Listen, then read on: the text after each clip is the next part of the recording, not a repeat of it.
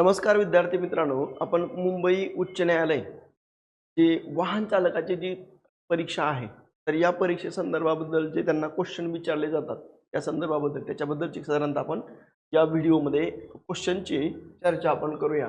तर सगळ्यात महत्त्वाचं लक्षात ठेवा की रस्ता सुरक्षा जागरूकता, सुरक्षित प्रवास आणि आनंदी जीवन हे आपण बाळगलं पाहिजे. आता लक्षात ठेवा की वाहतुकीचे नियम पाळणं ही केवळ कायदेशीर गरज नाही, तर ती आपल्या आणि इतरांच्या सुरक्षेसाठी महत्त्वाची जबाबदारी आहे. नियम पाळा, अपघात टाळा, तुमच्या कुटुंबासाठी महत्त्वाचे आहात, सतर्क राहा आणि सुरक्षित राहा, असा एक आपल्याला उल्लेख करता येईल. आता सगळ्यात महत्त्वाचं आहे की पहिला भाग मूलभूत नियम काय आहेत, वाहतुकीच्या नियमांची ओळख ही आपण यामध्ये पाहू. सगळ्यात महत्त्वाचं लक्षात ठेवा की वाहन चालवताना सर्वात महत्त्वाचा नियम कोणता आहे, तर सगळ्यात महत्त्वाचा नियम आहे की ट्रॅफिकचे नियम जे आहेत तर ते आपण काय केले पाहिजे, सर्वात महत्त्वाचं पाळले पाहिजे. म्हणजे ट्रॅफिकचे नियम पाळणं म्हणजे ज्यावेळी आपण गाडी चालवत असतो त्यावेळेला आपल्याला ट्रॅफिकचे काही नियम आहेत तर ते सर्व नियम हे पाळावे लागतात. यामुळे रस्त्यावरील गोंधळ कमी होतो आणि प्रवासाची सुरक्षितता ही आपल्याला वाढते. आता सगळ्यात महत्त्वाची टीप लक्षात ठेवा की स्वयंशिस्त असली पाहिजे. म्हणजे वाहतुकीचे नियम हे इतरांनी आपल्याला सांगायचे नसून ते स्वतः पाळण्यासाठी असतात. जेव्हा प्रत्येक ड्रायव्हर शिस्त पाळतो तेव्हा अपघाताचं प्रमाण हे काय होऊ शकतं, शून्यावर येऊ शकतं. त्यामुळे नियम पाळणं हे आवश्यक आहे. दुचाकी चालवताना काय अनिवार्य आहे, तर सगळ्यात महत्त्वाचं हेल्मेट हे आपल्यासाठी अनिवार्य असतं. आता लक्षात ठेवा की दुचाकी चालवत असताना आपल्याकडे हेल्मेट वापरणं हे अनिवार्य आहे. म्हणजे हे डोक्याला होणाऱ्या गंभीर दुखापतीपासून हे आपल्याला हेल्मेट हे वाचवू शकतं, हा एक उल्लेख करता येईल. म्हणजे हेल्मेटचा वापर करण्यास जीवघेणा अपघाताचा धोका हा जवळजवळ 90% पर्यंत हा कमी होतो, हा एक भाग आपल्याला सांगता येईल.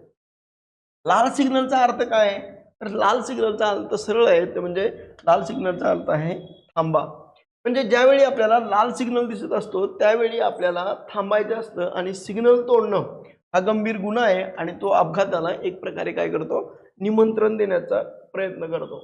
आता सगळ्यात महत्त्वाचं लक्षात ठेवा की वाहन चालवताना मोबाईलचा कसे वापरणं कसं आहे, तर सगळ्यात महत्त्वाचं आहे ते वापरणं धोकादायक आहे, ते कायदेशीर नाही, आवश्यकही नाही आणि ते सुरक्षितही नाही. म्हणून लक्षात ठेवा की मोबाईल वापरणं हे वाहन चालवताना धोक्याचं आहे. म्हणजे वाहन चालवताना मोबाईल वापरणं हे धोकादायक आणि मोबाईल वापरामुळं नजर चुकीनं दुर्घटना घडण्याची ही दाट शक्यता असते. त्यामुळं 1 सेकंदाचं दुर्लक्ष देखील आपल्या जीवावर बेतू शकतं. त्यामुळं मोबाईल वापरणं टाळावं. ड्रायव्हिंग आणि एकाग्रते संदर्भाबद्दल जर बघितलं की मोबाईल फोन हा सायलेंट मोडवर ठेवा. महत्त्वाचा कॉल असल्यास वाहन रस्त्याच्या बाजूला सुरक्षित ठिकाणी उभं करा. हेडफोन वापरणं तितकंच धोकादायक आहे, कारण त्यामुळं बाहेरील आवाज हा आपल्याला ऐकू येत नाही. नेक्स्ट आहे वाहनातील सुरक्षेच्या संदर्भाबद्दलची साधनं आणि तुमच्या वाहनाची सुरक्षा वैशिष्ट्य नेमकी काय आहेत, तर त्या संदर्भाबद्दलची चर्चा आपण करूया. चारचाकी वाहनात कोणते सुरक्षा साधन हे बंधनकारक आहे, तर सर्वात महत्त्वाचं साधन आहे ते म्हणजे सीट बेल्ट असणं. म्हणजे चारचाकी वाहनात सुरक्षेसाठी सीट बेल्ट वापरणं हे बंधनकारक आहे आणि सीट बेल्ट लावलेला नसेल तर दंड किंवा फाईन देखील आकारला जाऊ शकतो. अपघातामध्ये एक प्रकारे गंभीर इजा होण्याची दाट शक्यता आपल्याला उल्लेख करता येईल. आता सीट बेल्टचं महत्त्व काय आहे, तर कशापासून वाचता येतं, तर अचानक ब्रेक लागल्यास पुढं आदळण्यापासून हे आपल्याला वाचता येतं. एअरबॅग योग्यरीतीनं काम करण्यासाठी मदत करते आणि गाडी उलटल्यानंतर बाहेर फेकलं जाण्यापासून आपण वाचवू शकतो. म्हणजे नियम काय सांगतो, तर पुढील सीट म्हणजे सीट सोबत मागील सीटवर बसणाऱ्या प्रवाशांनी देखील सीट बेल्ट लावणं हे अनिवार्य आहे. आता लक्षात ठेवा की झेब्रा क्रॉसिंगवर कोणाला प्राधान्य दिलं जातं, सगळ्यात महत्त्वाचं आहे की झेब्रा क्रॉसिंगला जे पादचारी आहेत तर त्यांना प्राधान्य देणं हे महत्त्वाचं आहे. म्हणजे सिग्नल लागलेला असताना झेब्रा क्रॉसिंगवर चालणाऱ्या लोकांसाठी जे पादचारी आहेत तर त्यांना प्राधान्य देणं गरजेचं असतं, कारण चालणाऱ्या लोकांसाठी रस्ता हा मोकळा सोडणं ही सुसंस्कृत चालकाची ओळख म्हणून आपल्याला उल्लेख करता येईल. आता पादचारी सुरक्षा संदर्भाबद्दल जर बघितलं की रस्त्यावर चालणाऱ्या प्रत्येक व्यक्तीची सुरक्षित राहण्याचा हक्क आहे. जेव्हा आपण गाडी चालवत असतो तेव्हा आपण अधिक सामर्थ्यवान असतो, म्हणून आपली जबाबदारी ही काय असते, अधिक असते. म्हणून पादचाऱ्यांना जाऊ देणं हे महत्त्वाचं आहे. कायदा आणि जबाबदारीच्या संदर्भाबद्दल जर बघितलं गेलं तर मद्यपान करून वाहन चालवणं म्हणजे काय, तर सगळ्यात महत्त्वाचा आहे तर तो एक प्रकारचा वाहन मद्यपान करून गाडी चालवणं हा एक प्रकारचा गुन्हा आपल्याला उल्लेख करता येईल. म्हणजे मद्यपान करून वाहन चालवणं हा कायदेशीर गुन्हा आहे. यासाठी ड्रिंक अँड ड्राईव्हच्या नियमानुसार ही कारवाई होऊ शकते.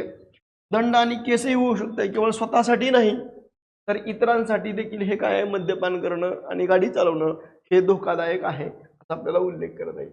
आता अपघाताचं विभाजन जर केलं गेलं तर सगळ्यात महत्त्वाचं लक्षात ठेवा की मानवी चुकांमुळं 60% अपघात होतात, तांत्रिक बिघाडामुळं 20% अपघात होतात आणि खराब हवामानामुळं 10% होतात आणि इतर कारणंही 10% आहे. पण सगळ्यात महत्त्वाचं लक्षात ठेवा की अधिक ज्या चुका आहेत तर त्या कशाच्या आहेत, तर त्या मानवी चुकांमुळेच हे अपघात हे अधिक होतात. वाहन चालवण्यापूर्वी कोणती गोष्ट तपासावी, सगळ्यात महत्त्वाचं आहे की ब्रेक लागते की नाही हे अगोदर चेक करा. क्लच अगोदर न्यूट्रल आहे का ते चेक करा आणि त्याच्यानंतर मग गाडी हे स्टार्ट करा. म्हणजे वाहन घेऊन बाहेर जाण्यापूर्वी ब्रेक व्यवस्थित काम करत आहे का नाही हे काळजीपूर्वक तपासणं अत्यंत गरजेचं आहे. निकामी ब्रेक हे अपघाताचं मुख्य कारण ठरवू शकतं. नेक्स्ट आहे, आता लक्षात ठेवा की कंपोनंट जे आहेत काय तपासलं पाहिजे आणि काय महत्त्व आहे. तर सगळ्यात महत्त्वाचं आहे की भाग एक टायरमध्ये काय तपासावं, तर हवेचा दाब आणि थ्रेड तपासलं गेलं जावं. याचा उद्देश काय की हे तपासण्याचं पकड आणि इंधनची बचत ही यातून होते.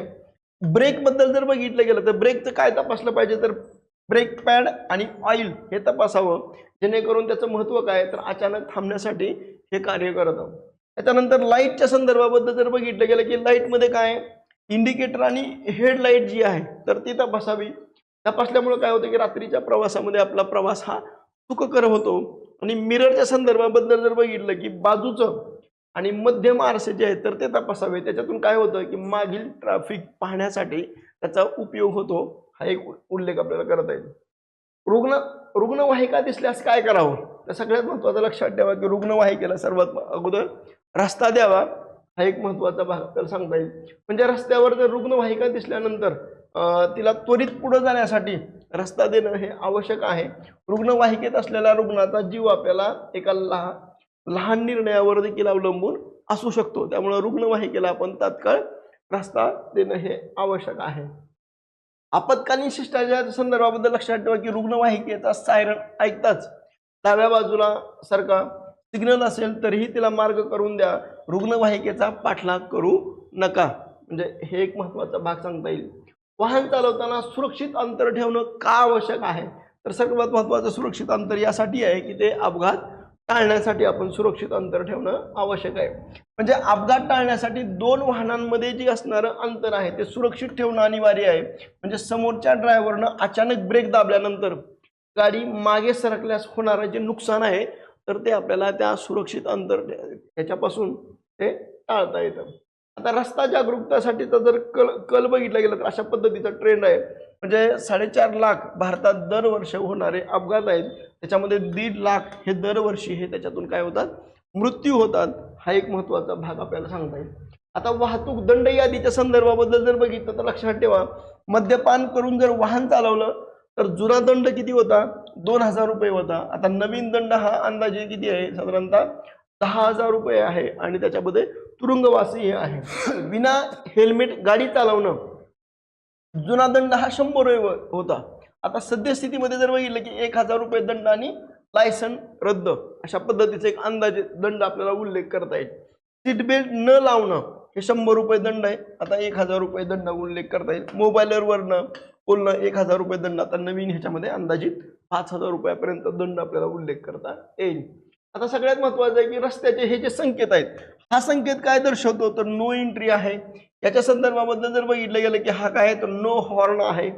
हा जो लहान मुलगा दिसतोय याच्यामध्ये शॉर्टमध्ये, तर ह्याच्यामध्ये हे शाळा क्षेत्र आहे, हे त्याचे संकेत म्हणून आपल्याला उल्लेख करता येईल. आता लक्षात ठेवा की परवाना मिळवण्यासाठीचा प्रक्रिया काय आहे, तर वय वर्ष किती असलं पाहिजे, 18 असलं पाहिजे. 18 वर्ष असल्यानंतर लाईन म्हणजे लर्निंग लायसन पहिल्यांदा मिळतं, त्याच्यानंतर ड्रायव्हिंग टेस्ट होते आणि त्याच्यानंतरचं मग पक्क लायसन हे त्याच्यातून आपल्याला मिळतं. तुमच्या कुटुंबाची घरी कोणीतरी वाट पाहत आहे, म्हणून कृपया सुरक्षित प्रवास करा. आणि रस्ता सुरक्षा अभियानामध्ये एक प्रकारे सहकार्य करावं आणि नियम पाळावे. म्हणजे पावसाळ्यातली ड्रायव्हिंग जी आहे, त्या पावसाळ्यात रस्ते हे निसरडे असतात. अशा वेळी वाहनाचा वेग कमी ठेवा, टायरची स्थिती तपासा, वायपर आणि लाईट्स ह्या चालू ठेवा. एक आपल्याला उल्लेख करता येईल. रात्रीचे ड्रायव्हिंग जर असेल तर रात्रीच्या वेळी विशेष काळजी काय, तर लो बीम लाईटचा वापर करावा. डोळ्यावर ताण येईल असे प्रखर दिवे हे वापरू नये आणि थकवा किंवा झोप येत असल्यास गाडी चालवू नये. हा एक आपल्याला उल्लेख करता येईल. मुख्य सारांशमध्ये जर बघितलं की वाहतुकीचे नियम पाळा, मोबाईल वापरणं टाळा, हेल्मेट आणि जर टू व्हीलर असेल तर हेल्मेट वापरा, फोर व्हीलर असेल तर सीट बेल्ट हे लावा आणि वाहनांमध्ये जर असेल तर सुरक्षित अंतर ठेवणं हे आवश्यक आहे. तुमच्या जर काही शंका असतील तर त्या कॉमेंट बॉक्समध्ये तुम्ही विचारू शकता. आणि तुम्हाला जर हा व्हिडिओ आवडला तर तुम्ही लाईक करा, शेअर करा आणि सबस्क्राईब करायला विसरू नका. थँक्यू.